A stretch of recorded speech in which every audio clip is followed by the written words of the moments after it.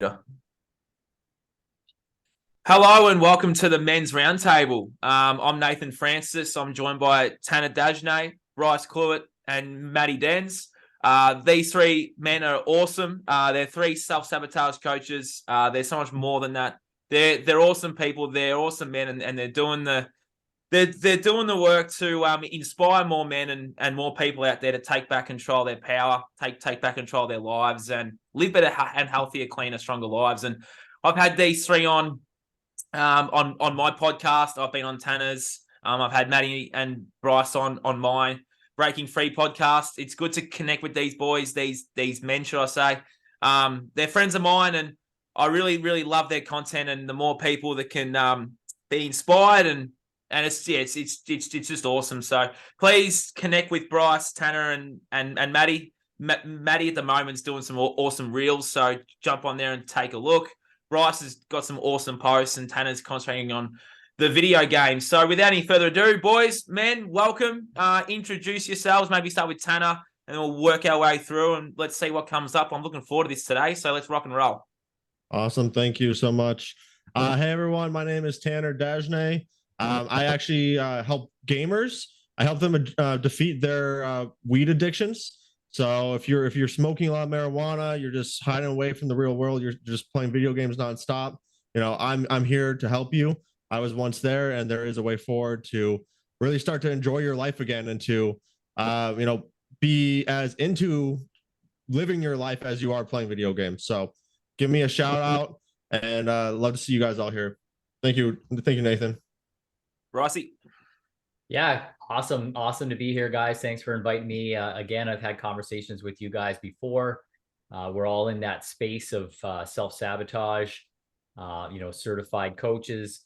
Really, that's kind of, for me, it's kind of taken on a new thing where I'm doing a lot of stuff in my own life, but decided I can help other men with this. And as we mentioned in the green room there with Matty, speaking up and finding your voice. I think that's very important for people now, to not just to be silent in your own life and doing things and having a view and just kind of keeping quiet. We need men now to start stepping up.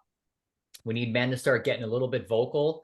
I teach a lot of that stuff within my Man on Fire program, which, is about speaking up against injustices that are going on. So when we start to use our conscious mind and get out of that subconscious, we start to see what's going on. Stuff doesn't make sense. It doesn't play well with us right now, right? Where the attack on our children, right? The attack on our male power. And we need men to not only understand how their subconscious works, how to reprogram themselves for success, but now to start speaking up and say, hey, that's not right, right? Instead of standing by and taking a video of somebody being injured, let's step in, right? And that's where I think we're taking this Men's Roundtable, is to understand that we can speak our voice. We all have opinions. They're all valid. And I'm hoping that we uncover some of our great conversation this evening. Beautiful, Bryce. Awesome. Matty, introduce yourself, brother. What's up, y'all? Coach Denz here. I'm Matty Denz. I am a self-sabotage health coach. I have a background in Brazilian Jiu-Jitsu. That's how I started off coaching people, men and women alike. But it seems like I'm falling more into this world of men's coaching, being a man myself, or somebody that takes pride in what it means to be a man, physically, mentally, spiritually, and emotionally. I found that I'm going to use my voice now to empower other people, to help them find that in themselves. And yeah, like Bryce was saying, I think the world needs that now more than ever. People need to speak up. We need people to know that they're not the silent minority, but they're the suppressed majority. And basically, we can come together and help our fellow men and do stuff like this. Like, I love that I'm together with the boys here tonight. And I think in general, there's more people that are thinking what we're thinking and want to be doing what we're doing. They just need a little push. They need a little guidance and motivation. And the three of us, or the four of us, I should say, are kind of in that position to be doing it. And I'm just very humble and grateful to be in that position, and look forward to speaking with you guys tonight. Awesome. All right. right. Well, what's our first topic, boys? Men, what are we going to go with? Who wants to start speaking first?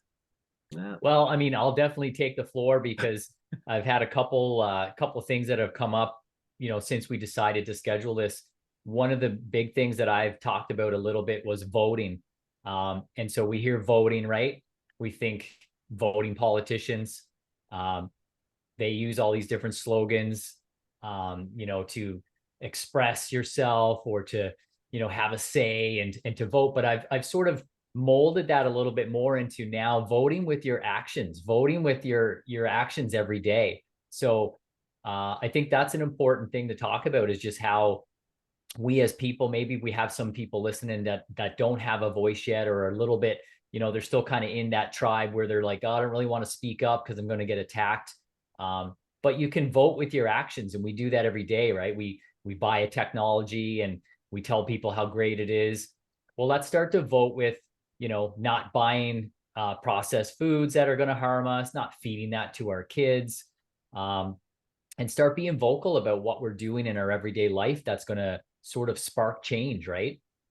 We have to understand how important and how powerful we have these decisions we make in our everyday life when it comes to nutrition, mindset, the books we're reading, the time we're putting in for, doing movement, like Matty's doing the Brazilian Jiu-Jitsu. I mean, that stuff is, it should be ingrained in us to be doing this, but instead, similar to a post that I just put out this evening, was how, the US takes 86% of the world's medications, prescribed medications, and they think they're healthy, but they're number 68 on the most healthy lists when it comes to countries, right? So we got to start voting more with our actions and being vocal about it, to say, hey, no, I don't feed my kids that. That's poison. So I hope that makes sense.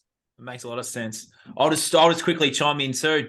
There's so many other sources of food. It's like, like here in Australia, our supermarkets are Coles and Woolies. Woolworths, you guys have Costco and Walmart and all of those. It's like, well, we can turn our back on them and go and find some local farmers that are, that are getting shit on it at the moment, because they're growing the food, they're doing their thing, but they're not getting promoted or anything. It's like, go and suss out there's plenty of farmers markets on, especially here where I'm from. It's like, go and suss these guys out and speak to them and support them. It's like, but yeah, as Bryce said, so vote with your money too. Like, don't spend your money in these places. It's basically 85% of the supermarket food's toxic poison. It's like, go and find some local farmers or some people that are growing organic, healthy food and support them. And you'll find you'll feel better. You'll be stronger. You'll be more energetic. You'll be more vibrant.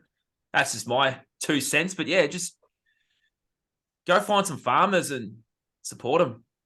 It's huge. Absolutely. And what you guys were saying too about, vote with your money or vote with your dollars. Money's an exchange of energy. And look at what happened.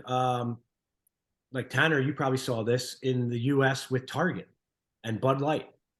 And so, it's pretty quick how you can affect change in terms of voting with your dollars. But I like what Bryce said about voting with action. And so, because I don't believe in voting in terms of, well, you just got to vote better, and then the psychotic government won't stamp on your face all day long with the boot.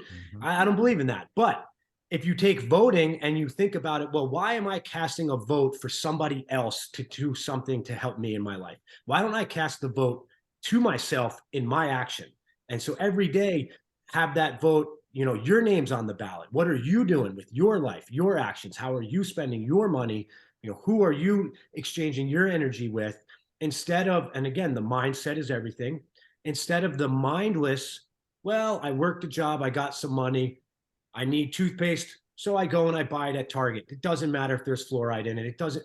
There's mindlessness going on in this world. The matrix is full of the mindless actions. So kind of cast that vote for yourself to raise your mindset and start paying more attention to these things. And of course, people along the way will help guide you, and that's what it's all about. But if you start with the idea of that vote needs to be cast for yourself and what you're doing. Too many people want to cast a vote and then complain and say, oh, well, because Biden's president, that's what the problem is. A lot of my videos are, if anything, closer to like a libertarian, but I'd probably be called more an anarchist. I mean, the way I just shit all over government, but my talk, people, the Republicans and the right wing or whatever, they all come out of the woodwork, and some people think they're like, yeah, he's on our team, and then the other people are like, oh, they get triggered. It's like, guys, I'm not on anyone's team. I'm just saying what you should all be thinking. But everyone gets sucked into the matrix, and so for me, voting doesn't matter unless you're casting the vote with your name on the ballot, and what are you doing to be your president of your life, right? Nice. Spot on. Yeah, I completely agree with that. I think if we want to change the world, it first starts within us. We got to actually make the actions, and because really the world is a reflection of us. If we are changing things on the inside, then we all know how the subconscious mind works, right? We're drawn to the familiar, we're drawn to what we see. And so if we could be those examples, if we can start to make that change, then other people will start to be drawn to that exact same thing. And we're seeing that, like, we are seeing a progression of people, starting to choose more organic foods. Like, I remember when I first started eating organic, there was way less people eating organic food. There was way less people aware that there was government corruption. There was way less people even just kind of questioning the narrative. So I'm very grateful that people are starting to wake up, and the more people that are speaking up, just like we talked about like at the beginning of the podcast, right?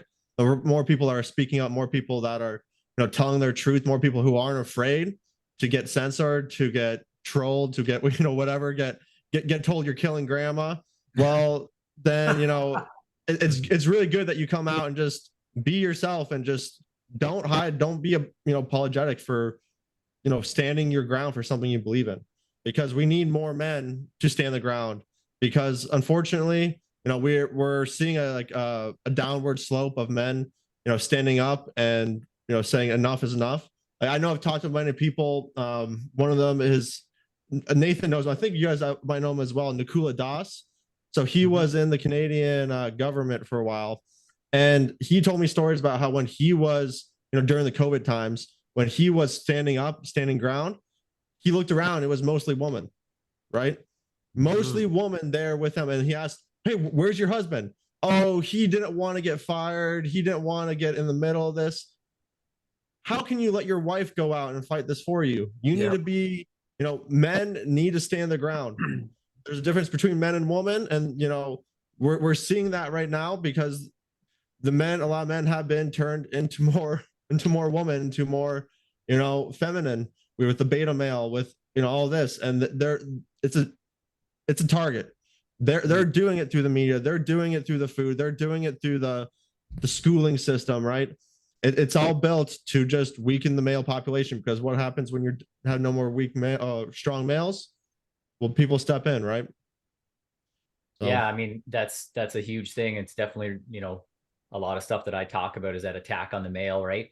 And we're seeing that. But, back to the nutrition part, we want to know that when you're toxic, you don't think with your conscious mind. And so you're toxic, you're going to go, the frontal lobe gets shut off, and we start to go in our subconscious, and we start to look around, and, hey, I'm under attack on my own body, so I'm going to just look around and follow what people are doing. So that's, the number one thing somebody can do to try to take back their power is to try to clean up your diet, right?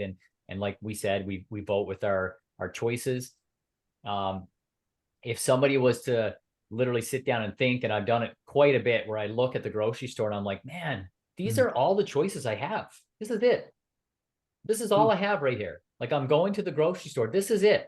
Somebody else designed this place for me to come to and eat, and look at the shit that's in here. Right. And so that alone is like such an empowering thing when you go to the grocery store, and it's literally, I have like just 5 or 6 items around that I know I'm going to go get, because I've sourced them out, they're like the best version of what's there. And I think a lot of the men, they've lost that power of like taking charge of their own nutrition, right? They let their wife shop.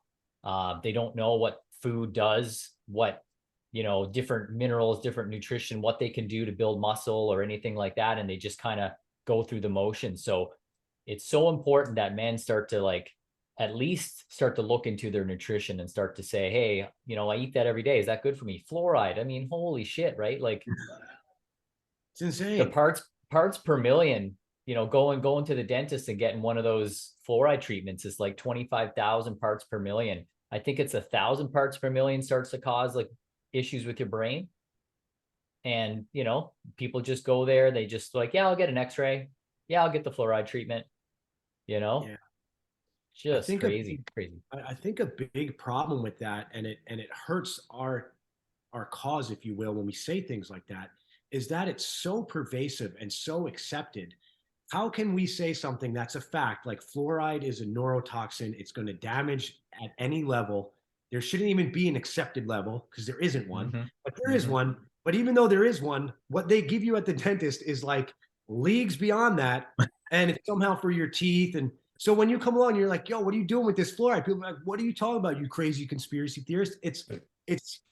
It's testament to how good the Matrix kind of spun this web of lies, and so it's a hard kind of arrow to pierce through that target sometimes. So I think one thing that I try and do with the fluoride and whatnot, and the way people eat, is you just ask them, well, how's that going for you, right? Like, well, my wife just cooks and I eat whatever, or I just drink whatever I want on the weekends. It's like, all right, well, how's that going for you? Are you where you want to be in your life? And then at that point, it's on the individual. Some people put on the good armor and they say, oh, I'm fine, even though they're not. But a lot of times what I try and do with my clients is really kind of sink into that mind where it says, they hear my voice when they're looking themselves in the mirror. Like, wait, Matty's right. Am I happy? Am I doing all I can be doing? Am I in shape? Am I fooling myself? But with the fluoride and the ingredients and some of the food lists, you have to have the awareness. But it's a tough sell for some people because they literally will look at you like, well, I'm going to listen to you instead of the doctor. And it's like, well, what else can we do at that point? But what do you guys think? I mean, the Matrix is just, they are so good at what they've done. It's crazy. They are. You got to give them credit too. Like, I think we should give them credit for this. But in terms of what you were saying, Matty, it's spot on. Like, people seem to have a love relationship with their doctor. They see them as this messiah figure. And if you come in there and say, your doctor's poisoning you, it's like, oh, my doctor would never do that. It's like, well, yeah, they will, and yeah, they do. I don't know what you guys see where you guys are, but I see a lot of people worship their doctor. They worship the healthcare system. It's like this great, wonderful thing when it's the complete opposite. I don't know what you boys see. What do you guys see? Yeah, I mean, the other thing I think, we always talk about research and we talk about, do your research, those sort of terms. But I mean, at some point, someone does need to look at some of the numbers and they do need to look at some of the information. They do need to know who the players are. And, we've all uncovered that in our own life at our own sort of time frames. Most of us probably in the last 4 years, 5 years, really, right, have really delved into what's going on. And when you start to understand that, like, what the school system was designed for, who started it, who started the medical system, like at some point, the medical system was probably a good place, right? It was a place to go to for alternative things. I still think there's value there when it comes to acute care, right? If I break a bone, I'm not going to go to my neighbor Joe. I'm probably going to go in and get my bone fixed, right? But it's been taken over, right? And it's been taken over by the Rockefellers, and they own the curriculum that they're teaching, and it's just a modality, right? It's not me attacking and saying every doctor is this or every, they're white butcher coats. Yes, we talk about that, but it is taken over, right? And what is their goal? Is their goal to help you? Is their goal to treat your body as a compartment or as a whole, right? And we know it's a compartment, right?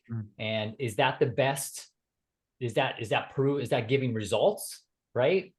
As we mentioned, like, how sick people can be. Just look around when you're in your country and say, is everybody thriving? Oh, you don't look like you're thriving. What do you normally do for stuff that comes up in your life? Like, you get a sick stomach or whatever. I go to the hospital. Okay. If you kept that going and kept asking those questions, doing your own research, you're probably going to get 9 out of 10 of the unhealthy people you see all go to the same place. Then you got to start thinking, okay, where are the healthy people going? What's Matty doing? Matty looks in shape. Tanner looks in shape. Nathan looks in shape. Bryce looks you know, they're not hugely You overweight. look good, Bryce. You look in Thank shape, you. man. Appreciate it. But you know what I mean? Like, that could be research that people are doing, just kind of using your own mind to say, where are these people going for their information? I can tell you right now, I ain't going to the hospital. No. Right? I was born in the hospital. That's about it. But that's just an important piece that people need to start to understand, that there are factions of our society that are controlled by certain people for certain, whether it's, you know, financials or even a more sinister thing that we can definitely delve into.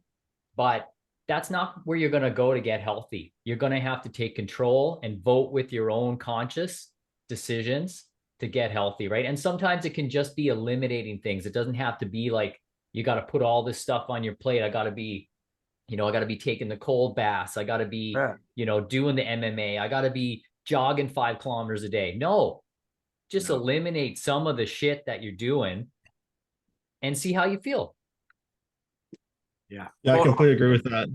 And I want to go back to just touch on, like, Matty was talking about the control system and how, like, it really is a well-designed system. And well, I mean, they designed it around our mind, right? So they know exactly how this part of our mind works, the subconscious mind, which is what we all talk about, what we all teach. And, you know, there's a reason why it's not taught in school, right? How do we all go through life without knowing the most powerful part of our mind, how it works, how we're influenced, when literally 90 to 95% of our daily thoughts and actions are driven from this part of the mind? But yet we go through school, we go through life, no idea, right? People are, oh yeah, I've maybe heard subliminal messages, I maybe heard subconscious mind, but they don't really understand the effect of it, right? Like, even some psychologists I've talked to don't really have, like, they understand about, like, how the mind works, but they don't really understand the picture the way Jason has showed us and has illuminated it. And it's really important once you start to understand, right? Because the whole system is built to protect itself, right?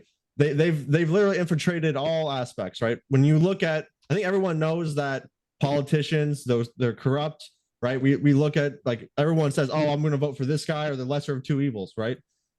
People know, even though they're voting, but what they don't start, when you start to question, oh, maybe the medical system is corrupt, maybe the education system is corrupt, they're like, no way, how could that happen? Well, look who controls those systems. It's the government, the same government that we all know is corrupt. So of course it's going to be corrupt as well, right? You can't, like, the source is corrupt, and that's really what it is. And when you start to just look at it, like, look at the facts, just look at, like, past things, like, you can look at, oh, let's look at the statistics from vaccines. I was gonna say, we're probably gonna get censored here, but you know, when you look at this, like, the statistics from vaccines, right? Those statistics clearly show that there was a decline in all of these diseases before vaccines were ever introduced, right? But yet they're labeled as the reason why people are protected from, you know, injecting poison into yourself and you get health, right? Yeah. We just have, like, straight, like, logical fallacies in plain sight that people are considering normal, right? So this is why it's so hard, I think, to wake people up, because they're literally conditioned to believe that, like, blue is white, and, or, you know, black is white, or whatever you may want to say it. It's just, it is mind control on the absolute level. Like, it's insane. So yeah, and I mean, you just nailed it right there, which is just consciously thinking about things, right? It doesn't take a lot of power. It just takes you a second to take a breath, sit down, start to think about things, right? Like, so we're going to get more healthy by going in and injecting something that could or could not be poison, right? Does that make sense, right? Alcohol in copious amounts is poison, and you can die of alcohol poisoning, but just, you know, in moderation is healthy. Like, or prescription drugs. If you take the full bottle, it's really bad, but one a day is good. Like, the list goes on, and that's not really delving into, like, the control. That's just using your judgment to say, you know what, maybe I'd be a little bit better if I didn't take someone else's word for it, and I just started to do my own experiment, right? So even stuff that we're telling the people who are watching here, like, you know, take it with a grain of salt. right? We did our own research. We went down that road. I went down that road with the shots and all those things, and looked at it myself. And I started doing that where I'd sit down and be like, hey, I don't know. I don't think that doesn't make sense. You know, our bodies are amazing. And I've recently just started getting into more of the mind, and been reading that book, The Source, which is like just chock full of so much information. Stuff as simple as like, you know, we've always been told we use 10% of our brain. Not true. Not true. Right. And we say that as a slogan because we've heard it a million times. And if you ask people on the road, how much your brain do you think you use? I bet you any money people would say 10%, 10%, right? Mm-hmm. We have the capabilities of literally healing ourselves from the inside by just thinking. And we know this because we know the placebo effect. We know that that's a legit thing, right? So I think that's our space. I think that's what we're trying to help people with is start to take your power back, start to think like you were born to think, not what somebody else is telling you. And especially if you're subjecting yourself to, you know, all those negative influences, the TV. I mean, the TV is the number one, you know, military controlled. Let's put it in not just every home, but every room in the home so that you're never without it. And you're living by that. You're living vicariously through the TV, right? And slogans. So we want people to just start taking your power back. Yeah. Spot on. And the saying, pay attention. What are you paying attention to? There's a reason it's called pay attention. Again, it's the energy exchange. And most people are so distracted and disconnected that what they end up paying attention to, again, aside from the nefarious evil, that's what we believe is in control of that. Even if it's not, it's mindless and it's not going to better their life. And so even back to what Tanner was saying, it's interesting. So Bill Gates, he does this thing where he recommends a book. I don't know. You'll see it on a video. He does every now and then. Bill Gates recommends, and I caught one where he recommended the book, How to Lie with Statistics. And I'm not joking, guys. One of the chapters or, you know, paragraphs or subchapters was about how with the polio vaccine, which I don't want to get us censored, but, you know, the one that everyone goes to, well, you know, why do you think polio disappeared? In the book that Bill Gates himself recommends to read is a chapter about how to lie with statistics using the numbers of polio, the decline in polio before the vaccine was administered, and how that applies to that vaccine. So it's, again, kind of back to like, some people throw up their hands, well, what am I supposed to believe? And then they default to believing what's coming out of the Black Mirror military weapon, subconscious programming for evil device. And it's, you know, we come along, we just say, hey, maybe, just maybe, guys, it's time to pause, step away from that, start paying attention, or at least kind of perk up a little bit and listen to some of these other things and give it a shot, because more of the same will come from doing more of the same. And a lot of times that's all it is. Like a lot of times with my clients, like you were saying, I think Bryce was saying this earlier, it's an elimination. It's not always an addition, or you don't just start telling them what to do. You say, hey, you know what? You're on your phone for an hour and a half laying in bed before you go to sleep. Maybe put the phone down. You come home and the first thing you do from work is you sit on the couch and put the TV on. Maybe go for a walk, right? And just reduce some of the things you're already doing, and then have people kind of help you out with what to do with that time instead. And if you have the right guidance, not saying that we're gurus or anything, but we all have results with the people we do work for or work with. And so you kind of got to start thinking a little different than what they want you to think, because they don't want you to think at all. That's for sure. Spot on. I'm going to chime in here too. It's like they want you to believe anything really. They could tell you that anyway, just if you look at the pride flag for an example, it's the chakra system back to front. They have the purple at the bottom. If you guys know your chakra colors, purple's the crown. They have purple on the bottom, so it's like an inversion of the chakra system. If you look at the pride flag next time, so there's something for people to consider as well, that they're actually inverting the chakra system now. That's how far this is going, like. But let's in terms of what you're saying, Matty. Like, we do have genuine results with our clients, but we don't just tell them you should be doing this, and this. It's like, hey, take baby steps, eliminate this thing, then this thing, and the things get easier and easier as you go. Like for all of us, I know we've all had our struggles with eliminating certain things. Mine was porn.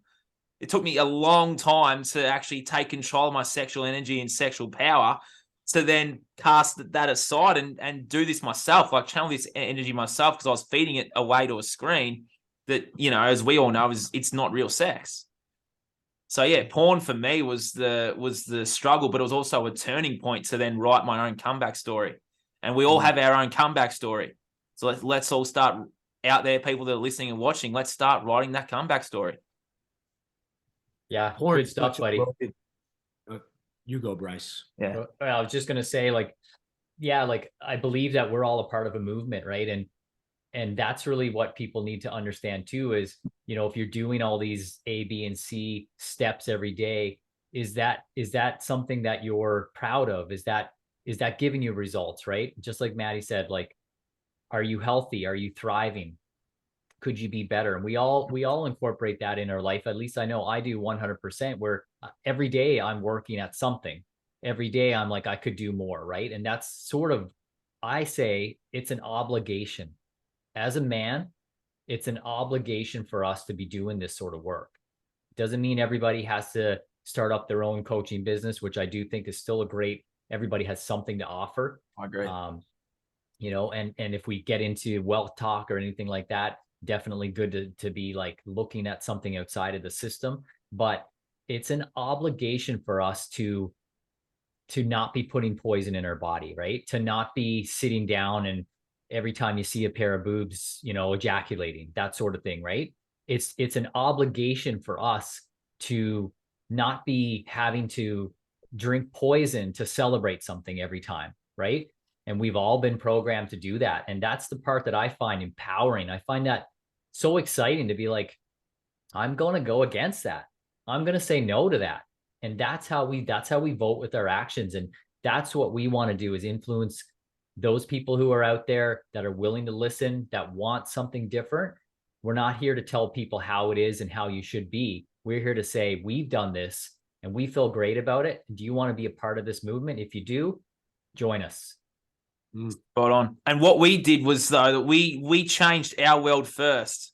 You know, we saw the truths of the world, and then we saw the truths within us, and the things that we were doing, and the things that we were saying, and the people that we were being. I know for me, I didn't like the person I was for such a long time. So I went in with the truths myself. It's like, well, why am I acting this way? Why am I doing these things? Am I being programmed to do it?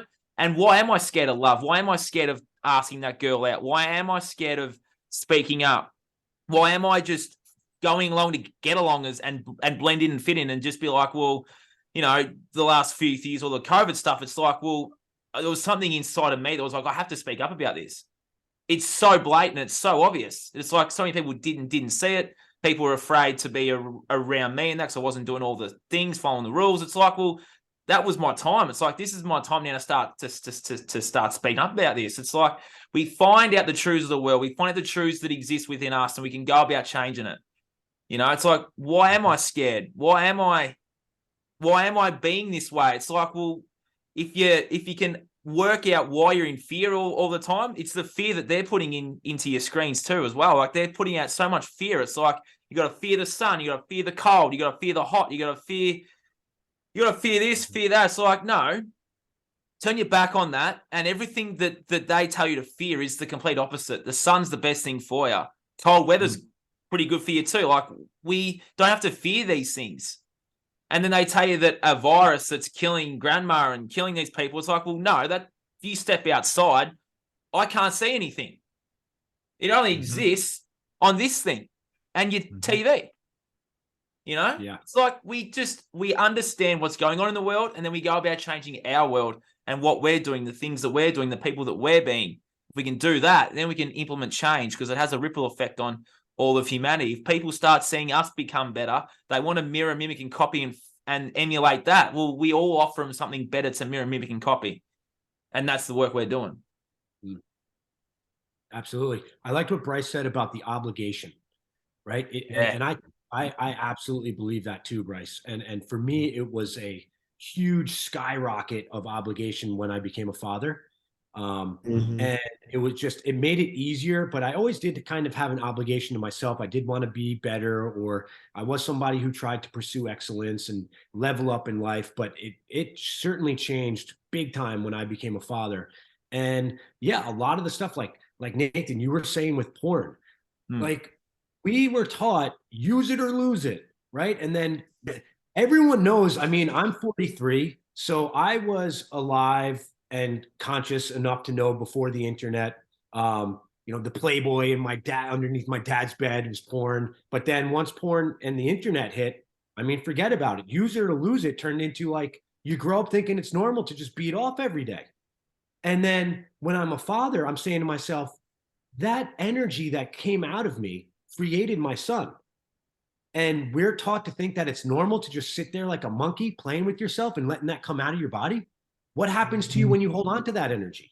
What happens when you know how to convert that energy within yourself before just, releasing it? And so I think it's funny that the topic of porn and sexuality is so pervasive in our society, but then having the balls even to be like, yeah, I used to watch porn all the time, or I don't watch porn, or I masturbate or don't. It's like more men should be talking about and open. Like, dude, if you're masturbating and playing with yourself and just watching porn, and even if you're married, when was the last time you had sex with your wife? Like these are such distractions that reduce you from being the man you're supposed to be. And the Matrix did such a good job with it that you have an obligation to start kind of analyzing this aspect of your life if you want to be a man. Because I don't think being a man is an age thing. And it's like, I don't think it's that when you're a father, you're a man, right? There are plenty of boys who have children. There are plenty of boys who are adults. There are plenty of boys who are 40. There are plenty of boys who died at 60. Being a man is an obligation to yourself and your family and the people you're supposed to protect and lead and lift up. And what are you doing? And again, what I try and focus on, the physical, mental, spiritual, and emotional. Those 4 areas of your life is what will make you a man. When you start saying, what am I doing today and every day to help myself be better in those 4 areas? Spot on. And I think porn hits all 4 of them in a bad way. Yeah. So they love the 1-2 punch, even the 4, 1, 2, 3, 4 combo, where they can get you at all 4. They'll go for that all day long. Yeah, I agree. Yeah, I think I completely agree with that. They are hitting us on all levels, and it's really important that we do take those individual actions every day, right? But even more than that, I think many of us just don't have those big goals. Like people may be like, oh yeah, I want to be healthier, I want to have a 6-pack or whatever, but they don't actually get down to like, what is the goal, right? How can I actually get this goal? Because there's a lot of people go on like a weight loss journey, and they get frustrated and they give up after a couple of weeks, so they don't see the weight loss, right? Well, that's you can't control the weight loss. You can control the individual daily actions you take every day, like working out, like choosing to eat something better. And really, that's how you make the change, right? So many people are getting lost on that big goal, that main quest, when really they can just break it down into smaller individual goals. That's how you get to where you need to go. That's how you make the change, right? And you start building those habits, which are really just subconscious programs. And we are habitual creatures. We like to go and stay with the familiar. So that's why you're encountering that self-sabotage. That's why you're encountering that resistance. And it's really important you become aware of, hey, I am resisting this, right? And it might be hard at first to make this change. It oftentimes is very hard. But the more information you know, the more you're aware of what's going on, the more conscious you are, like we've been talking about, the more you're like, okay, why am I scared of this? Why am I even drawn to eating this way in the first place? Why am I drawn to, being a lazy piece of shit or something, just to sit around all day, right? Well, it's because, you're usually your past. It's the way society is set up, right? And we get comfortable with the easy way out. The quick fix that, we see it from society built into it with the medical system. Oh, instead of addressing the root causes of things, we'll just slap this Band-Aid, this quick fix on, take this magic pill, take this magic injection, and you'll be healthy again. You'll be protected from all diseases. That's not the way health works. That's not the way success works. That's not the way any of it works. It works with taking the individual daily actions step by step and putting in that work, which will make it a better life, which will make it more enjoyable, which at the end of the day is going to be the easy path long term, right? We got to start thinking long term and break free from that short term thinking. I agree. And Yeah. start working on your emotions too. Like all these emotions are going to come up. It's like, well, why are you in fear? Why are you sad? Why are you lonely? Why are you depressed? You know, we're very quick to go and have the alcoholic drink or have the dopamine hit from porn or have the junk food or do all these habits that are, or, you know, to numb our pain. It's like, well, why don't you sit with that pain and sit with that sadness and sit with that fear? Usually it will be the younger version of you that is playing out now. It's like, well, if you're in fear, well, what made you in fear when you were a kid? Was it something your parents said, a teacher said, a friend said? Was it a belief system that you had that you weren't worthy and that you weren't enough? People are so afraid to change. They're so afraid to do these things because there's a younger version of them that exists that had this belief system of that I'm not worthy.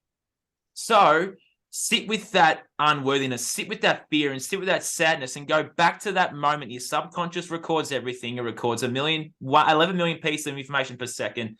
You can go back to that.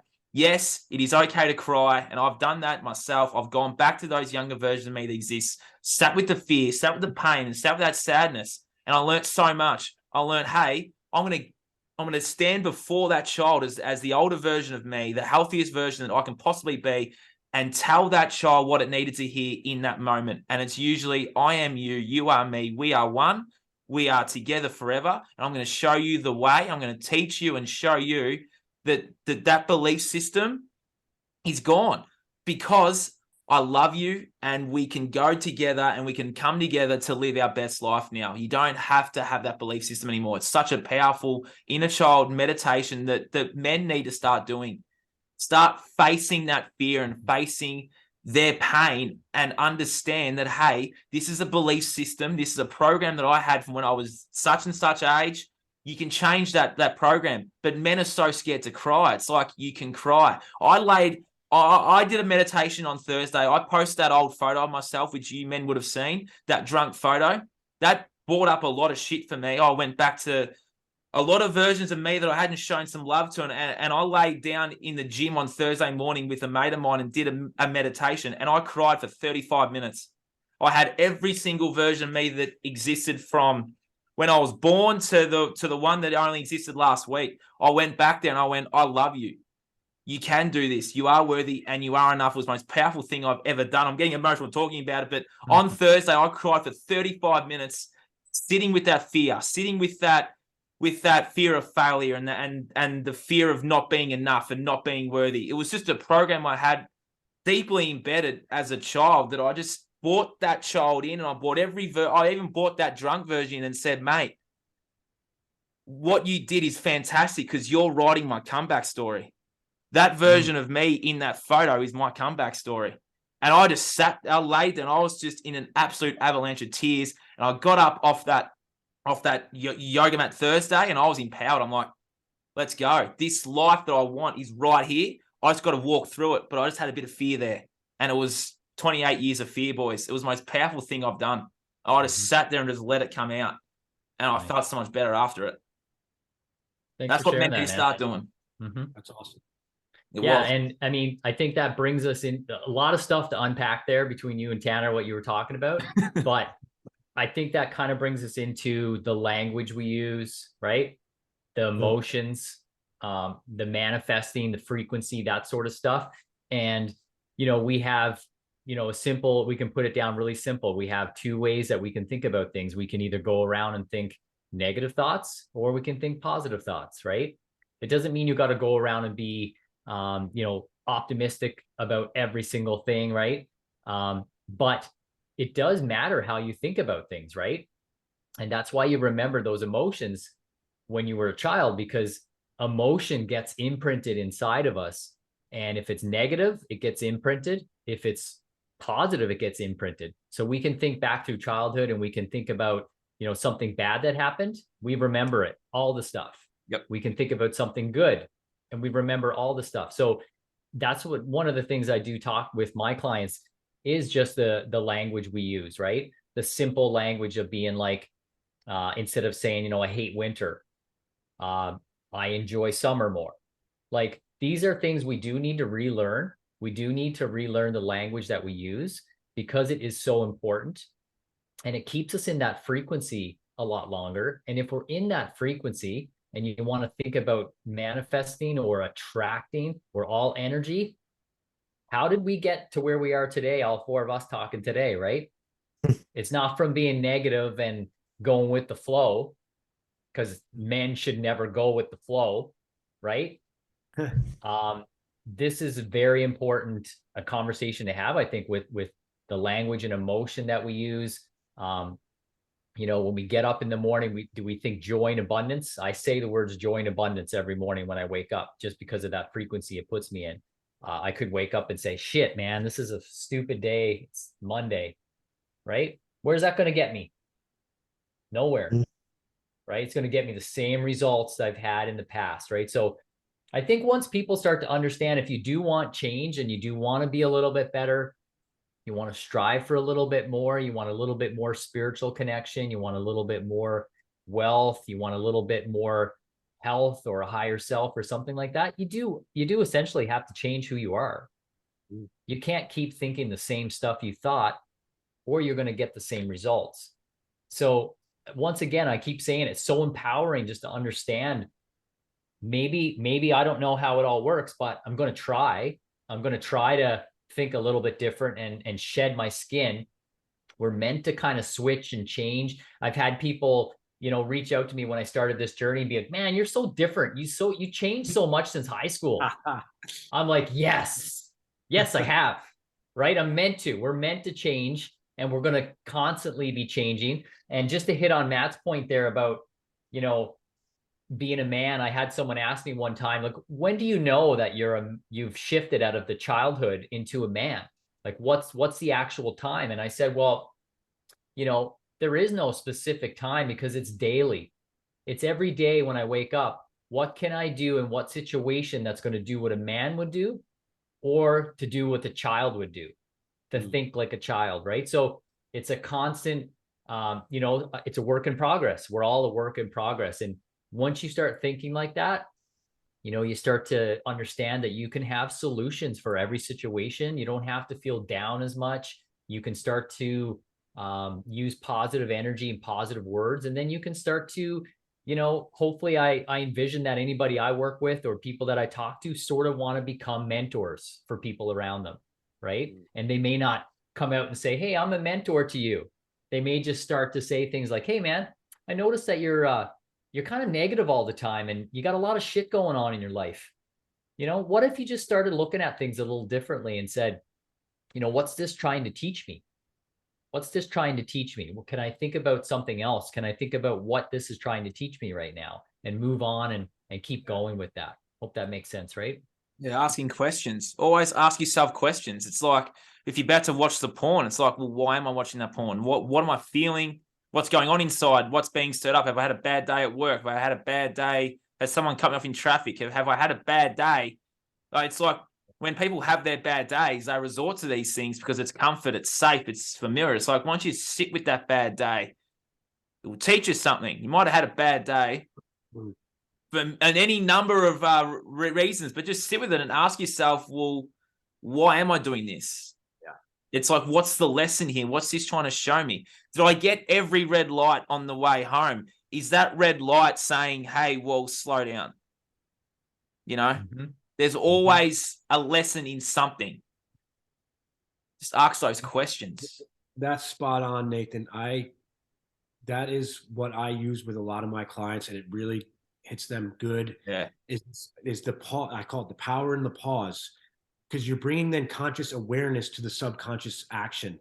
When you hit pause and you say, well, why am I doing this? You know, like, and so for me, the big thing was when I finally stopped smoking weed every day, was because every time I went to smoke weed, I'd be like, well, why am I doing this? Oh, well, I'm going to the gym. I got to smoke before the gym. Oh, I had a workout. I got to smoke after the workout. Oh, I'm going to take the garbage out. Oh, let me hit the bowl. It's like, when I finally said, well, what is the point? Why am I doing it? Why do I have to do it? And then I would still do it, but there was a conscious awareness and a question and a why moment, that with that practice, because again, it takes time. These things take time.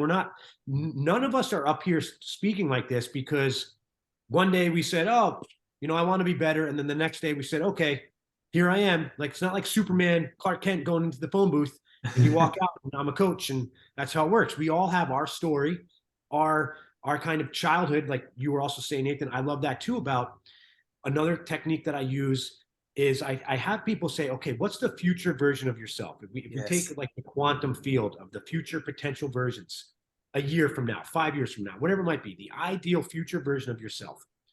You take who they are, what they're doing, and you reverse engineer that. Eventually, you reverse engineer enough, you get to that kid that had that pain, that fear, that anxiety, that depression. The kid that didn't, in my case, like a kind of tumultuous relationship with his father that led to certain things. And then if that's the case, then like what you were saying, Bryce, if that's the component that you reverse engineered to, well, then that's the same root of this future potential that is amazing. So you can't look at it negatively. You have to kind of release it from the negative perspective and say, well, that's part of this beautiful future version of me. In fact, it's what helped me get there. Yes. So that technique of switching the mindset from like my past being this burden or regretful thoughts or ruminating always on the coulda, woulda, shoulda. When you start thinking of it differently and you say, okay, wait, what's the future version of myself like? How great are they? What are they doing? Reverse engineer deep enough, it goes to that same person. All right, now I'm in the middle. Oh, what am I going to start doing now? What are the steps that I do to change and to get there? And I find that helps people out a lot, because then they just say, oh, all right, like it got one of my buddies, just not a client, but just a buddy kind of like talking. He starts coming back to me, Matt, you know what, man, I started thinking, you say a lot about, just think about what you're doing. And next thing you know, I'm changing. It's like, well, that's a lot. Awareness is so much. Just having that awareness being brought to your life. Yeah, powerful. Powerful, because I had a client only Friday, and I said the same thing to her. I said, that future version of you that wants the ranch and wants this off-grid property, that version of you already exists. You just got to shed a bit of this stuff to get there. So what I told her to do was, you envision the most healthiest, strongest version of yourself, and that woman that's standing there on that off-grid property, you merge with that woman and you tell me, what does it feel like? What does it sound like? What does it smell like? And what does it taste like? Become one with that version of you, because you're downloading the blueprint.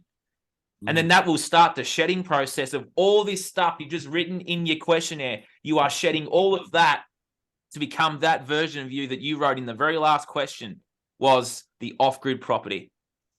Avalanche of tears for it. And it sort of was advice to me too, because then I envisioned my dream of having the bush school in the community. I envisioned that guy. I mean, like, well, that guy exists. I've got to shed all this to get there. And it's so powerful just by sitting there and imagining that version of you that you want to be. Go up to that version of you and say, I am you, you are me. I'm downloading that blueprint. Let's start this process. It's so powerful because that version of you exists in time. Go up to that version and talk to it. And I mean, it's so important because it does require work, right? Sometimes people think, well, I can just think about it, or I'm just going to meditate about it. But the idea is that you start to do the little things daily, every day. I love Aubrey Marcus, I think it is, he wrote the book about you live your best 24 hours. So like every time we wake up, our subconscious is ready. Our subconscious is ready to listen and look around. So treat every day like a 24-hour day. What can I do today to get me to the ranch, right? What can I do today to get me to lose that gut and get some more muscle, right? Is it going to be sitting down and watching porn, right? Probably not. Try to replace that activity with another dopamine release, which is working out 100%. And so, we're wired for negativity, right? And that's why, you see people on the highway and they're driving by an accident and they slow down. They slow down because they want to see what's going on in that negative. You're in the traffic and you're like, man, why is traffic slowing down? And when you get there, you look and I'm like, what the hell? It's just two cars on the side of the road. Like, why is everybody slowing down? They're not even in traffic. Right? So I think once we understand that we have those two paths that we can take, we can follow our old belief system of negativity or looking at the world in a certain way, or we can start to shift to the new path. What if that other reality, right? And I find that, oh God, it gets me fired up when I think about, you know, just the decisions we make and the way we think is going to put us in that other reality. It already exists. Yep. It already exists, right? It's just that how are we going to get there? Do we want the same results as we've always had? Well, just keep doing the same thing. Keep going to your job, coming home, doing your same thing, you know, without even thinking, eating the same cereal for breakfast, right? Or start to do something a little different, right? Take a cold shower and see how it feels. Not going to feel good, but it's different, right? Uncomfortable is what it is. Uncomfortable. And that getting used to feeling uncomfortable is, it's, I'll bring it back to men. Men need to have an obligation to feel uncomfortable sometimes and get used to it and say, you know what, I don't want to go down and work out right now. I really don't. But I'm on that path to that guy who, you know, I seen a friend of mine and he was ripped. And immediately I felt jealousy. And jealousy is not what I'm supposed to be feeling. It means I'm supposed to be doing that. It doesn't mean I'm jealous. I don't dislike that he's in shape. It means I'm listening to myself, and I need that. I need that. I need to look like that because I want that. So that's the motion that we need to be putting forward, and action will get you there, right? Yeah. Yeah, I think you're spot on, right? We have to go into those uncomfortable spots because that's where the growth is. That is where the change is, right? You if you just keep taking the same actions, the same comfortable actions, staying inside your comfort zone, you're gonna get more of the same. I think it's Albert Einstein says, you know, taking the same action over and over and over again is the definition of insanity. And really it is. I mean, I know I myself, I did the same thing and I was like, why is my life, you know, like, why is this happening to me? And when I started to think more about it, be more consciously aware, I started to realize, well, it's because I'm not doing nothing but smoking marijuana, playing video games, drinking whiskey and cokes, and, you know, binge watching Netflix. Of course, my life's going to be where I am because I'm not moving forward towards my goals. And that part of that was just, I didn't have a clear goal, right? You know, sure, I wanted to have a family or be successful, but I didn't have a goal written down. I didn't have, you know, plans. I didn't visualize my goal.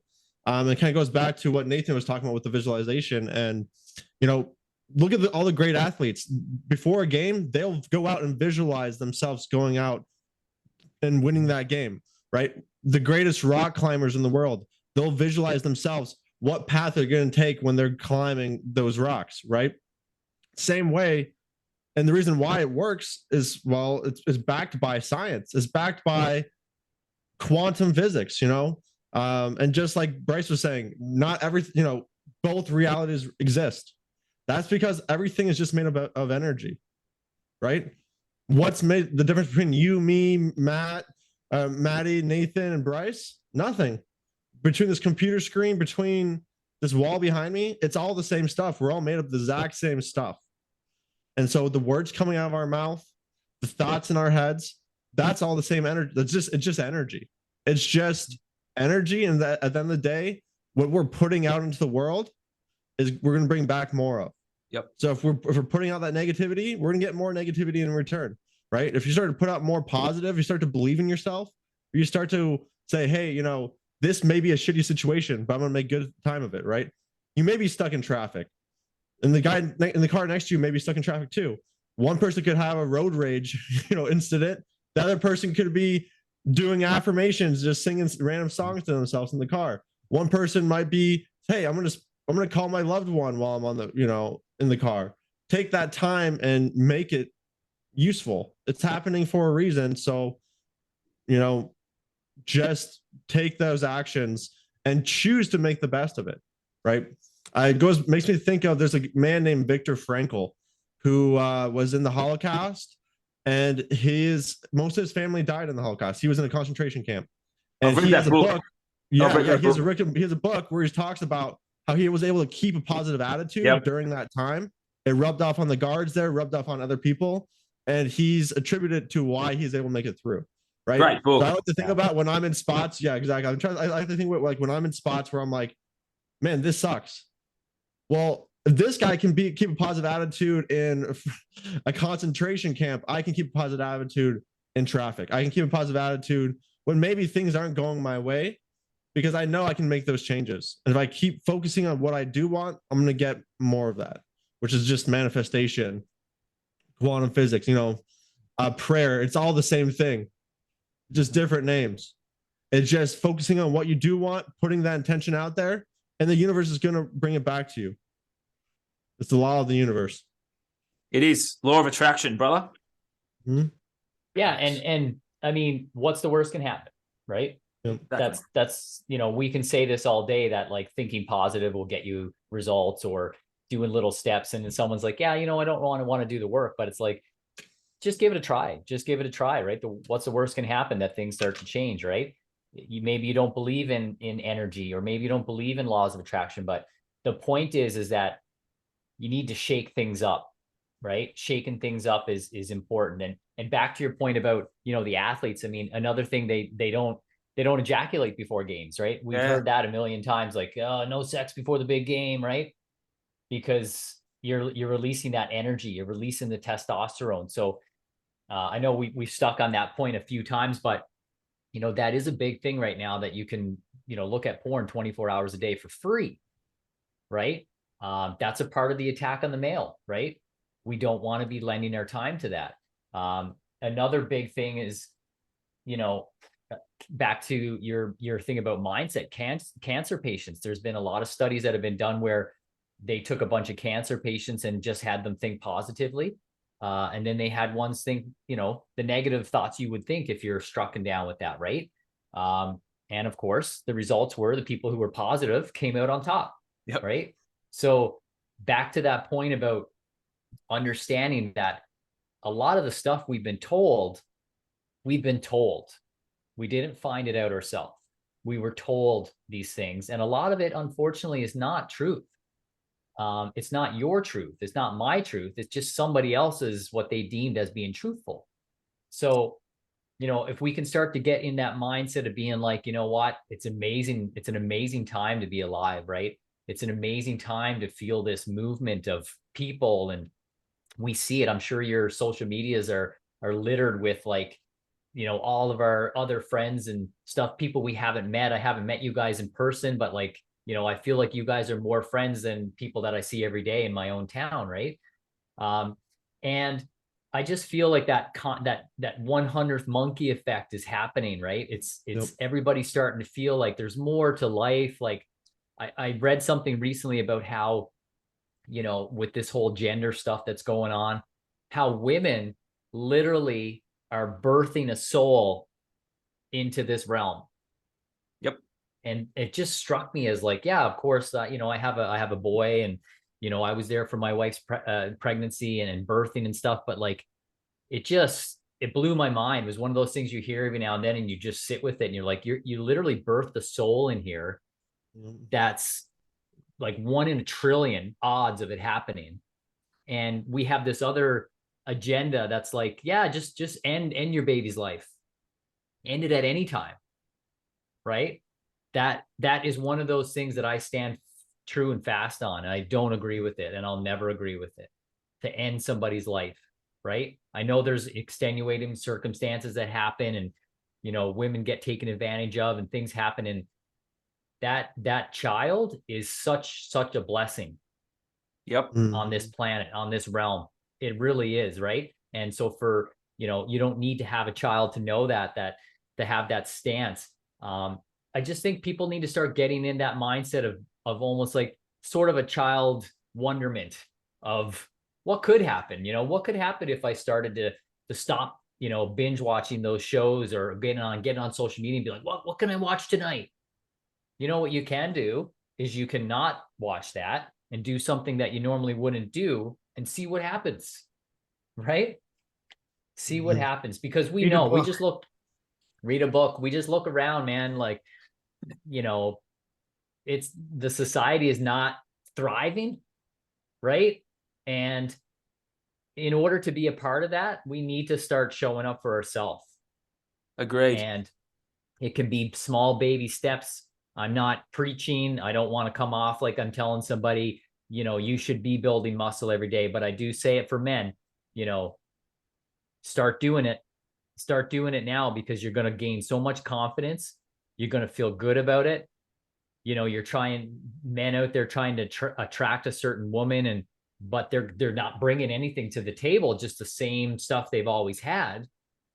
They're going to get the same result. You're going to attract a woman. Sure, you're going to have a relationship, and it's going to end the same way as your previous ones did. Right? But if you start putting down those core values that you have, those pillars that you're not going to budge on, building strength, right? Looking at your nutrition, speaking with confidence, speaking your truth, you're going to start to be somebody else without even knowing it, right? And we've all gone through it. I can firmly say, I know all you guys have gone through that. You've gone through a shift in your life. You can't explain it. It just happened. It wasn't overnight, and it's not going to stop. It's not going to stop.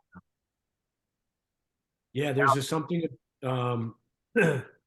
about confidence and truth. A lot of times people, they lack the confidence, but they may have a truth inside, but they lack the confidence, or they have confidence, but it's fake. They're living no truth, right? So there's a big kind of like disparity in the world right now between confidence and truth. A lot of people with the most confidence out there are speaking total bullshit. They're very confident, but it's nonsense. And then there's people like this is something I suffered from, where I had that, what do they call it? Imposter syndrome, right? Where and this was even tied back to like my childhood and this idea of, well, if I'm just perfect, you know, I won't get yelled at.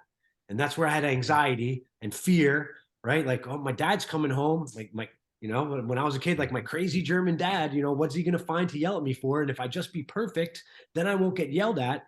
And so that created anxiety and this perfectionism. And then I can't act until I'm perfect. And it helped me excel, and it helped me hold myself to a standard. But it also was a self-sabotage, you know, component of my self-sabotage. And then so I get older and older and older, and all of a sudden I feel like I'm dialed in with these things that are true and meaningful, and those 4 pillars that I talk about. But I had no confidence to kind of like live it or speak it to other people. And so I don't know if, I'm sure the martial arts, right? Like there's confidence in being a black belt in Brazilian Jiu-Jitsu, right? There's confidence in kickboxing, knowing that you can handle yourself physically. But the confidence came more in the connection to the idea of you have to live your truth. And if you're living your truth and you're a man, you have to speak it. You have to. And so it was uncomfortable, and I didn't want to. And I knew that I was ruffling feathers, and I knew that I had many circles and friends that were, you know, what's Matty talking about now? Or this guy's crazy, or there he goes again. And I didn't want to upset these people. And I didn't want, you know, I know that they're then sitting in the other circles talking about me behind my back. And I didn't want that because I'm a likable guy and this, that, and the other. It's like, no, there was something about that confidence and truth connecting that has now exploded me into the next stratosphere of, I don't give a shit. I'm here to speak my truth. I'm here to live my truth. And if I'm talking the talk, I better walk the walk. Right. So I don't like this idea of being a hypocrite. And so when you put yourself out there, I tell this to a lot of people, whether you think you're confident or ability to do something or not, don't leave kinks in your armor if you're speaking some of the things we speak about, because then it's going to be easy to shoot the messenger and knock our message down. So the delivery matters, right? I know a lot of times I might be, you know, hey guy, you know, I speak, I cut to the chase, but I feel like I can do that because I'm not leaving many kinks in the armor of what I'm saying. And I have the confidence to back it up. And hopefully I'm showing by example that I'm not just speaking out my ass, right? I did the work. I'm not just somebody that decided to start making videos. It's like, I'm trying to help humanity. I'm trying to help my fellow brothers. I'm trying to make the world a better place for my son, you know, like, because I see evil everywhere. I don't know. What do you guys think about that? Right? Like the confidence and the truth, they kind of go hand in hand. You They do. I agree with that. Yeah, 100%. I mean, I use analogies sometimes of like that nobody is actually who they are. And what I mean by that is you're a version of yourself. People are going around and they're being influenced by everything. And so they, you know, they drive a certain car, or they they mow their grass on Saturday and, keeping up with the Joneses or doing those mundane tasks. Is that who you really are? Right. And so when I ask people that, back to our point about sitting down and taking a breath and thinking, there are a lot of times they're like, well, that doesn't really explain who I am. No, I'm not really that person. But that's all you do, though. That's what you do, right? You wear that type of clothes, and you eat your burgers on Friday, and so I think that's kind of the point I'm getting at, is that we have to be speaking our truth, and sometimes it makes us feel a little uncomfortable, and it makes people around us feel uncomfortable. But we're not here to tell you how it is. We're here to show people that they can have a voice and speak their truth, right? I'm not here to show somebody you have to think like me and do what I'm doing, but I'm here to show you, in my life, when I started to speak up, same idea. I was I like to please people. I was a people pleaser, right? And for Matty to be a perfectionist like that, that's one of those things where it's one of those self-sabotage personalities. You can never be perfect, right? As a perfectionist, you can never be perfect. So once we understand that, and we understand that there is a truth that we can be speaking, it could be a small truth, but we encourage you to speak up, because that's what we need. We need voices. We need people to be mentors in their own life. And there are certain things that I believe we need to stand fast on, and that's poisoning ourselves, poisoning our children. We need to be speaking up on that matter and saying enough's enough. I'm not fucking doing it, right? I'm not doing it. And once you start to do that, you start to understand who you are. You're somebody who won't put up with that, right? Now, all of a sudden you start, what do I stand for? Now, all of a sudden you have things you stand for. Right now, you're starting to think with your conscious mind and not with the subconscious mind. Like, if somebody asks you a question about who you are and you kind of sit there and you're like, I'm not really sure. Well, then you got some work to do. Spot on. Yeah. Yeah.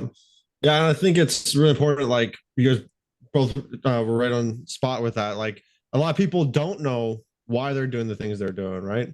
They're just going through their subconscious actions. They're just going through what everyone is doing because everyone else is doing it. And it's interesting because a lot of people don't really realize they're doing this, right? Like we see with like that influencer video with Justin Willman from the Netflix show, Magic for Humans. These top influencers, they didn't think they could be influenced, right? But it was so easy for him to just go in and just get them to choose exactly what he wants them to choose. And, that's exactly what's happening to us, all of us in our life.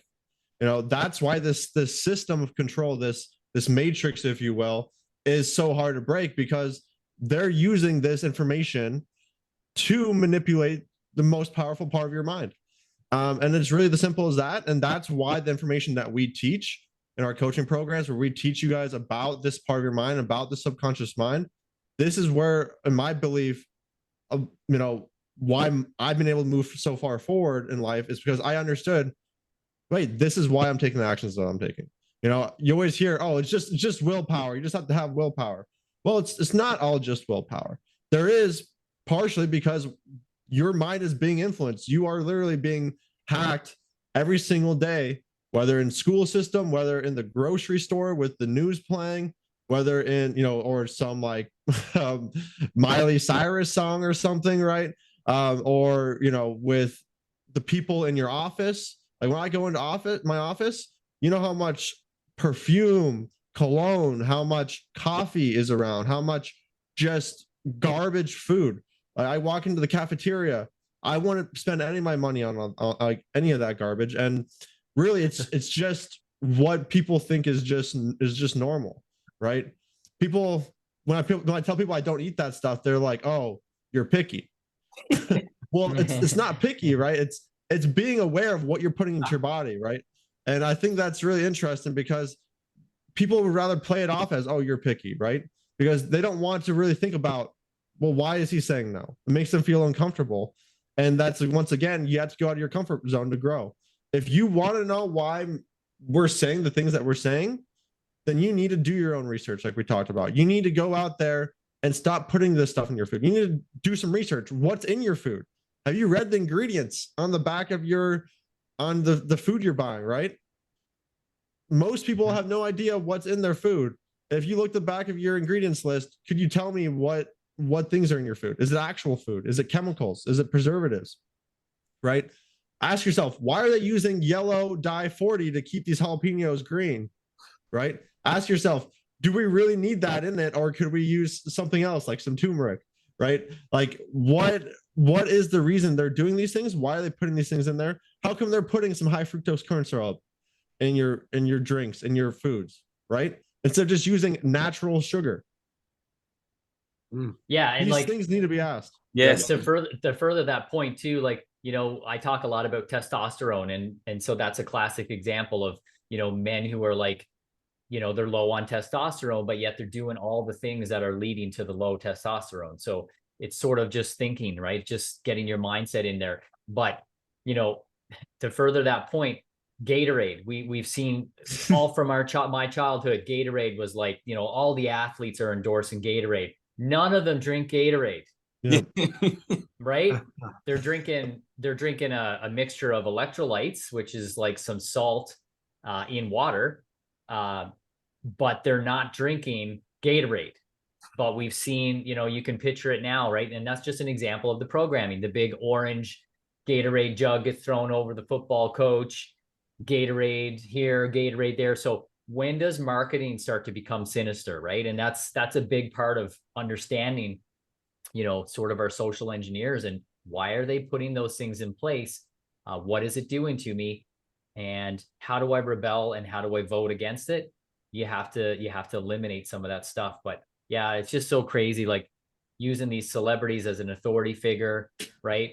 Yeah. The whole slogan, ask your doctor. I mean, you can turn over a label and you can see it on the back of the label, ask your doctor. Like, why are we thinking about going to our doctor for anything to do with health, longevity, right? All the stats show that it's not going to lead to longevity to go to the doctor, right?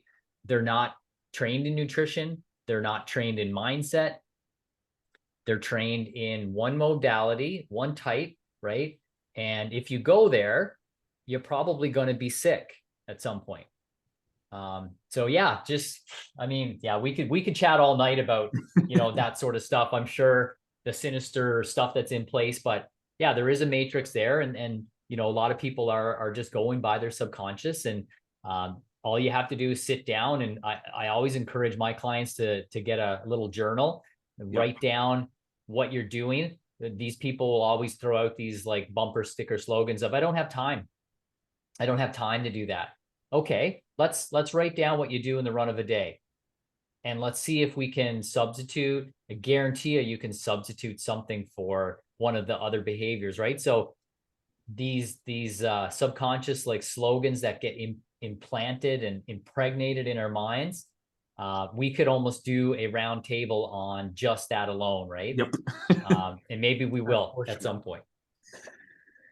Yep, spot on. And I tell my clients the same thing. It's they say they don't have time. It's like, well, how much time are you spending on your phone? How much time are you spending watching TV? And they're like, well, yeah. It's like, well, if they're watching 4 hours of Netflix, if you just cut that by 2 hours, you can, that's 2 hours to meditate. That's 2 hours to go for a walk, go for a run, work out. It's 2 hours to do something positive.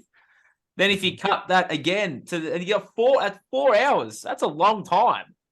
It's like, you've got the time, you just do other things to substitute. It's like, well, why don't you turn your back on that, find something that can help you, you can progress forward rather than progress back. And just a little quick message for those out there. It's like, don't let fear and don't let being afraid hold you back from speaking your truth and being who you're supposed to be. If you want to talk spiritually, we get a few goes at life, but in this current lifetime, we get one shot. Why would you want to lay on your deathbed, looking at those around you that you love, and you say, I could have done this, I should have done that, I could have had that, I could have had X, Y, and Z, and I could have been something great, but I didn't. Don't let fear stop you. I don't care if you're 90. I don't care if you're 90 years old, nearly 100 watching this. You can still change your life. It's like people go, oh, I should have written that book, or I should have done this, I should have done that. It's like, well, why don't you go and write that book? Why don't you got one shot. Why don't you lay on your deathbed, looking back on your life in front of your family and say, you know what? I lived a fucking good life. I did exactly what I set out to do, and I'm proud of who I've become, and I love all of you, and I can't wait to guide you into the next life. See you later. What a conversation that would be. Mic drop. Bang. Yeah. See you guys soon. Yeah. You I get love one that. shot, boys. Why not make it count? Well, I said something to my buddy. I was on the phone with him the other day. I forget what the topic was, but he's like, well, you only live once. And I was like, you die once. You live every day. Yeah. But some people, that's not the case, right? But and I also say it's never too late. You're never too old to still become the best version of yourself or the better version of yourself. And that future version, if you're still breathing, and I think it was either Tanner or Nathan when I was on your podcast. I think I made the point. I hope that on the last day of my life, the day I take my last breath, I still have an ability to sit back and say, I just learned something. Or, oh, wait, leveled up. I'm still leveling up. And you want to have that kind of fire, like that. You want to stoke that fire of growth and just, man. And so something else I wanted to mention, you guys were talking about just with nutrition, and like, it's not that any of us get to a level and then the door closes behind you and that's it. It's like a spiral staircase. And so for me, I haven't had a Coca-Cola or a Pepsi, the soda drinks in over 10 years. But until I addressed the fact that it was a sugar addiction, I repurposed that with Snapples, right? And then it took a while for the Snapples to get done. And then there was Gatorades, and then these other Frankenstein foods of different drinks with the fake sugars. And next thing you know, I'm like, all right, I'm just repurposing. I finally clear it all out. And then next thing you know, I'm like, but I had a ginger ale because a ginger ale didn't have caffeine and I just wanted a soda. Next thing you know, I'm like, shit. When I'm thinking about what I want for dinner, I'm like, well, let me stop and get the ginger ale first because I want to have the ginger ale dinner. And if I just let that mindlessly go, next thing you know, for sure, I'm drinking ginger ale every day again. And so for me, what happened was I'd be in the grocery store and I'd get that little trigger again. And a few times I'm still buying the ginger ale, I'd look and I'd say, hold on a second, this isn't the ginger ale. And I'd stop and I'd turn it around and I'd look and I'd see high fructose corn syrup, first ingredient. And then I'd say to myself, why on earth would I want to put high fructose corn syrup in my body? And I literally would put it back on the shelf. And now finally I can say, yeah, I'm scot-free with that again. Does that mean that I'm never going to end up drinking one of those drinks again? I don't know. But the moment and the power was in the awareness and saying, okay, wait a second, why am I doing this? And am I trading 3 to 5 minutes of taste pleasure for what that's doing to my body? For what? Is that what a man does? Is that what somebody who's helping other people get off of these drinks does? And again, you look yourself in the mirror and you say, no, it's not. That's not what a man does. That's not what a leader does. That's not what somebody who sees the future version of himself and says, well, shit, man, he's not drinking that stuff. How can he be drinking that stuff? Do the people that a lot of times with me, I say, is the guy who's shredded, is that athlete who is shredded? Like you guys said, is he drinking the Gatorade? Hell no. Is he drinking ginger ales with his dinner? No chance. And people say, oh, well, I don't want to live that way. And, it's too hard, or he's restricting himself, or like Tanner, you were saying, oh, he's a picky eater. It's like, no. The awareness came full circle to why on earth would I put that in my body? I am a divine, spiritual representation of this amazing energy. And I'm going to just beat the shit out of it. Or like, I love the way Jason says, treat my mouth like a trash compactor. It's like, no, dude, why? And there's pleasure in the knowledge, right? There's pleasure in the knowledge of making the decision to be like, I'm not going to do that. I'm not going to drink that. Yeah. I don't want to drink that. And, there's pleasure in that, right? I read a study and I read a study ages ago about this lady who was like 300 pounds and she literally done nothing else. But whenever she was going to make a decision about eating, she said, what would a skinny person do? Or what would a healthy person do? That's all she did. She never went on no big diet. She never had no big plans. All she did was look at her little decisions every day. What would a healthy person do? And literally that's how she got down to her ideal weight, right? So people need to start thinking, with their choices. And that's where our training comes in. That's where the subconscious training comes in. The knowledge of how your mind works. I find that that's the best way to empower somebody to understand why they make the decisions they make, and that maybe you're not in full control of those decisions when you're subjecting yourself to, you know, the Edward Bernays of society, who's like, he knows groupthink. He knows how our mind works better than we do, right? And they don't tell us all the information. Even one of the guys who's involved with, you know, Tavistock and you know, basically setting up all those sort of social engineering experiments, they don't even watch TV. They don't even watch TV because they said, I'm afraid to watch TV because of the power it has. I don't even know, even though I know what it is, I'm afraid to watch it because of the power it has. So that's probably one of my biggest, you know, go-tos right away. If somebody would say, what could I do today? What could I start doing right now? I know nothing. I'm not going to do any research. Limit your TV time. Yep. And you can watch YouTube. You can 100%. My YouTube list has got about 90 different subscriptions on it, 90 different channels that I subscribe to.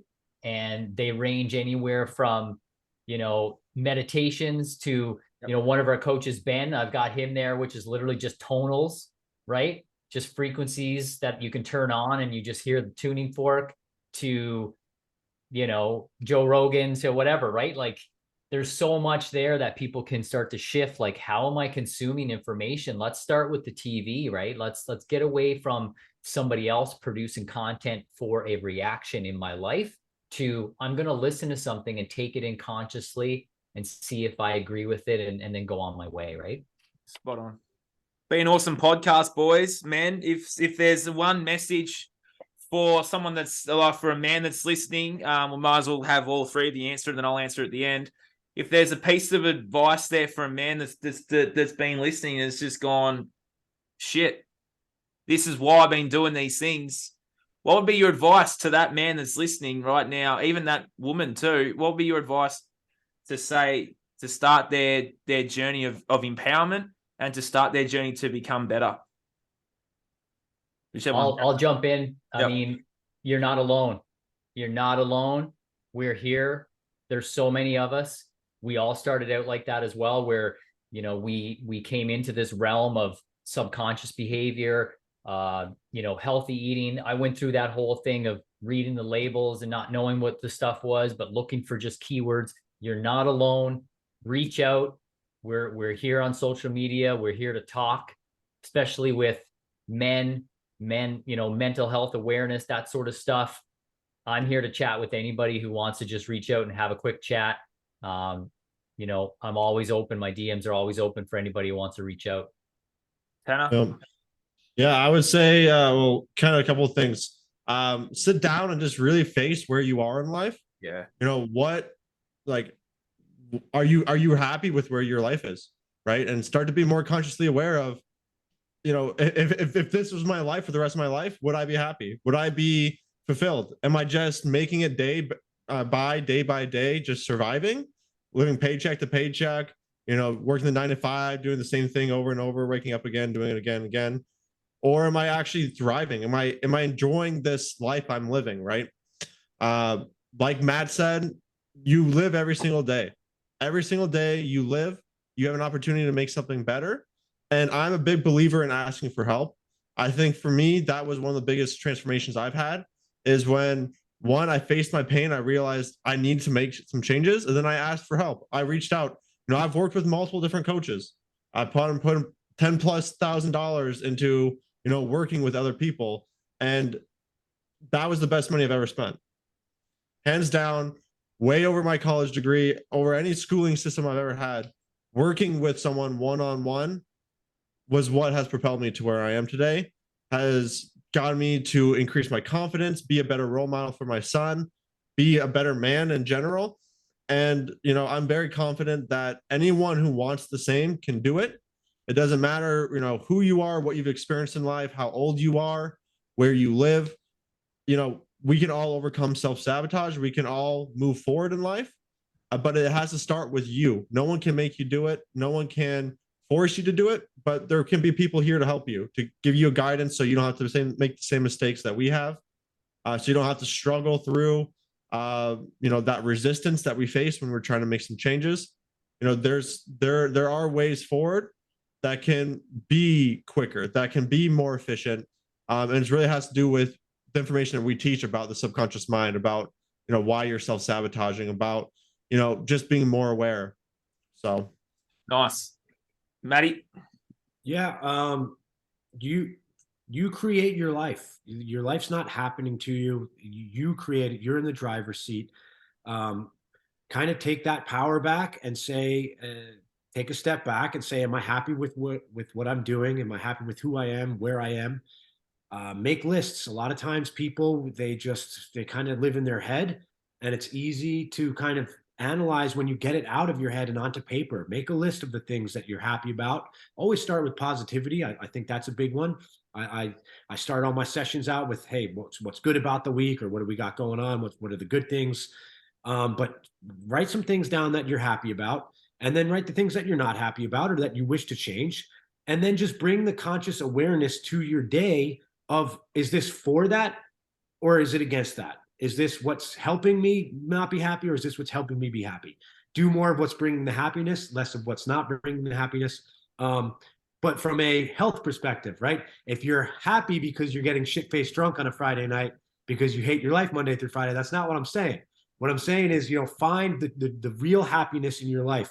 Get connected to what you know to be true for your happiness, outside of the self-sabotaging behaviors. And when you are honest with yourself, look yourself in the mirror, and you get connected, start reducing those things. It's a little bit at a time. So you don't have to do anything overnight. I love what Bryce said. You're not alone. There's plenty of resources.